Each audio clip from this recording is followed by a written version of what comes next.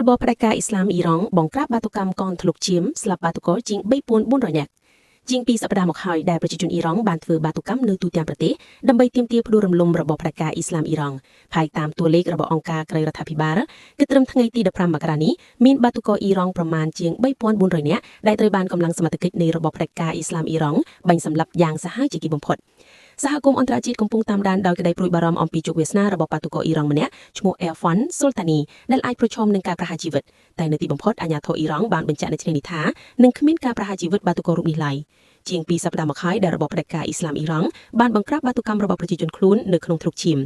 ចាប់តាំងពីថ្ងៃ8មករាមករបបនេះបានបិទបណ្ដាញទូរស័ព្ទនិងផ្ដាច់បណ្ដាញអ៊ីនធឺណិតដើម្បីរាំងខ្ទប់មិនឲ្យបាតុករទាក់ទងគ្នានិងផ្សព្វផ្សាយព័ត៌មានមកខាងក្រៅ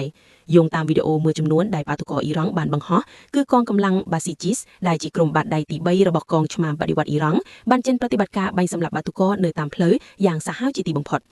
តួលេខចុងក្រោយរបស់អង្គការ Iran Human Rights មានទីតាំងនៅ Norway បានឲ្យដឹងថាគិតត្រឹមថ្ងៃទី15មករាមានបាតុករអ៊ីរ៉ង់យ៉ាងហោច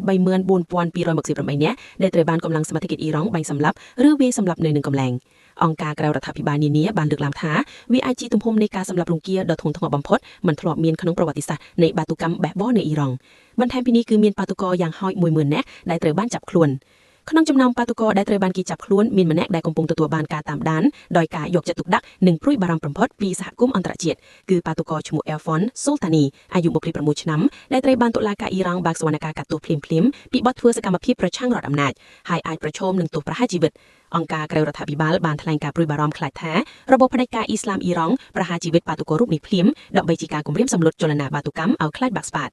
តែនៅថ្ងៃទី15មករាអាជ្ញាធរតុលាការអ៊ីរ៉ង់បានអះអាងថាគេគ្មានគម្រោងប្រហារជីវិតអ្នកទោសឡើយតុលាការអ៊ីរ៉ង់បញ្ជាក់ថាប្រសិនបើជនចាប់ចោល Erfan Soltani ត្រូវគេរកឃើញថាមានទោសគឺជននេះនឹងចាប់ទោសពន្ធនាគារដូចគ្នាដែរលោក Abbas Araghchi រដ្ឋមន្ត្រីក្រសួងការបរទេសអ៊ីរ៉ង់បានបញ្ជាក់នៅក្នុងបទសម្ភាសន៍មួយតាមទូរទស្សន៍ Fox News ថានឹងគ្មានការពីអង្គឡើយដោយឡែកលោករដ្ឋមន្ត្រីក្រសួងយុតិធម៌អ៊ីរ៉ង់បានអះអាងថាគ្រប់ជនទាំងអស់ដែលបានធ្វើបាតុកម្មហិង្សាចាប់ពីថ្ងៃទី8មករាមកគឺសុទ្ធសឹងតែជាអ ுக ្រិតជន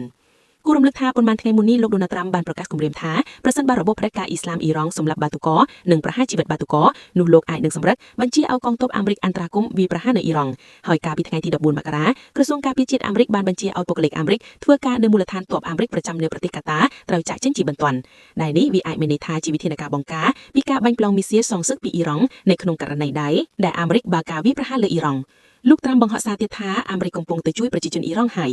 តាមមកពីការគម្រាមធ្ងន់ពីសំណាក់អាមេរិកឬដែលធ្វើឲ្យរបបផ្ដាច់ការអ៊ីស្លាមអ៊ីរ៉ង់ដកថយមិនប្រហារជីវិតបាតុករឈ្មោះ Erfan Soltani ល្ងាចថ្ងៃពុធលោក Donald Trump បានបញ្ជាក់ថាប្រភពច្បាស់លាស់ប្រាប់លោកថាលែងមានការសម្លាប់រង្គាលនៅអ៊ីរ៉ង់ហើយនិងគម្រោងប្រហារជីវិតបាតុកររូបមូតូវិញទៅហើយតែទន្ទឹមគ្នានេះលោក Trump អះអាងថាលោកបន្តតាមដានស្ថានភាពទៀត